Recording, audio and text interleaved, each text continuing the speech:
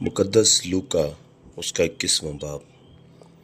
फिर उसने आंख उठाकर उन दौलतमंदों को देखा जो अपनी नजरों के रुपए हैकल के खजाना में डाल रहे थे, और एक कंगाल बेवा को भी उसमें 2 दमड़ियां डालते देखा। इस पर उसने कहा, मैं तुमसे सच कहता हूं कि इस कंगाल बेवा ने सबसे ज्यादा डाला, क्योंकि उन सब ने तो अपने माल की बहुतायत से नजर का चंदा डाला, मगर इसने अपनी नादारी की हालत में जितनी रोजी उसके पास थी सब डाल दी।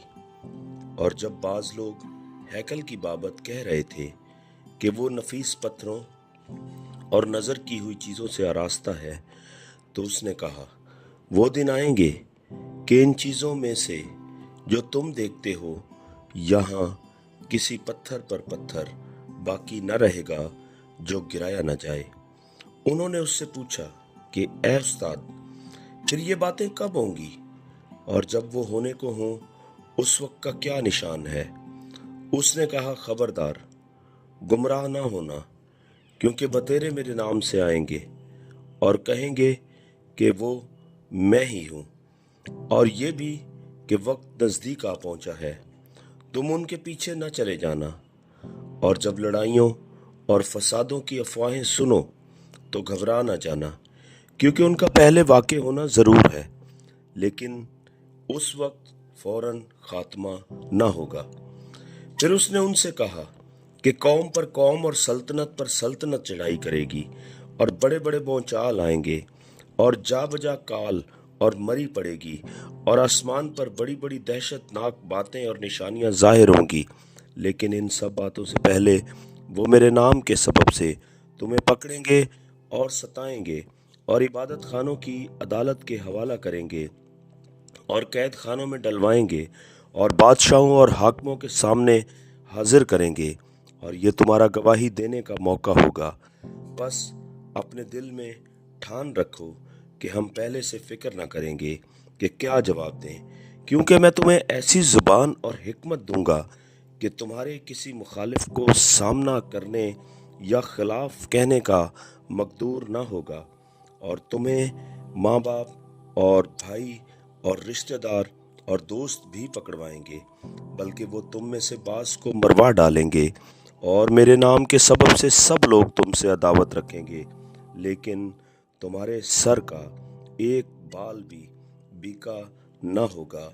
अपने सब्र से तुम अपनी जानें बचाए रखोगे। फिर जब तुम यरूशलेम को फौजों से घिरा हुआ देखो तो जान लेना कि उसका उजड़ जाना नज़दीक है।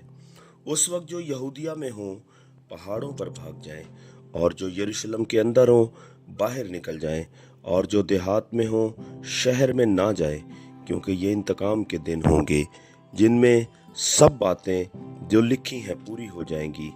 उन पर अफसोस है जो उन दिनों में हामला हों और जो दूध पिलाती हों, क्योंकि मुल्क में बड़ी मुसीबत और इस कौम पर गजब होगा, और वो तलवार का लुकमा हो जाएंगे और असीर होकर सब कौमों में पहुंचाए जाएंगे।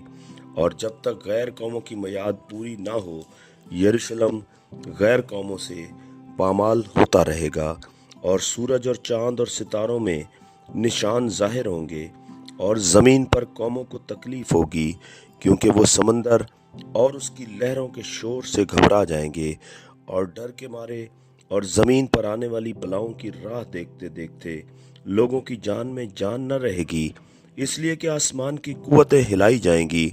उस वक्त लोग बनी आदम को कुदरत और बड़े जलाल के साथ बादल में आते देखेंगे, और जब ये बातें होने लगीं तो सीधे होकर सर ऊपर उठाना, इसलिए कि तुम्हारी मखलसी नज़दीक होगी। और उसने उनसे एक तमसील कही कि अंजीर के दरख्त और सब दरख्तों को देखो, जो ही उनमें कौंपलें निकलती हैं तुम देखकर आप ही जान लेते हो कि अब गर्मी नज़दीक है। इसी तरह जब तुम इन बातों को होते देखो तो जान लो कि खुदा की बादशाही नज़दीक है। मैं तुमसे सच कहता हूँ कि जब तक ये सब बातें ना होली ये नस्ल हरगिज तमाम ना होगी।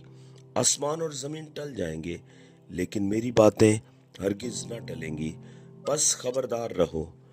ایسا نہ ہو کہ تمہارے دل خمار اور نشہ بازی اور اس زندگی کی فکروں سے سست ہو جائیں اور وہ دن تم پر پھندے کی طرح ناگہان آ پڑے، کیونکہ جتنے لوگ تمام روئے زمین پر موجود ہوں گے ان سب پر وہ اسی طرح آ پڑے گا۔ بس ہر وقت جاگتے اور دعا کرتے رہو تاکہ تم کو ان سب ہونے والی باتوں سے بچنے اور ابن آدم کے حضور کھڑے ہونے کا مقدور ہو۔ اور وہ ہر روز ہیکل میں تعلیم دیتا تھا اور رات کو باہر جا کر اس پہاڑ پر رہا کرتا تھا جو زیتون کا کہلاتا ہے، اور صبح سویرے سب لوگ اس کی باتیں سننے کو ہیکل میں اس کے پاس آیا کرتے تھے۔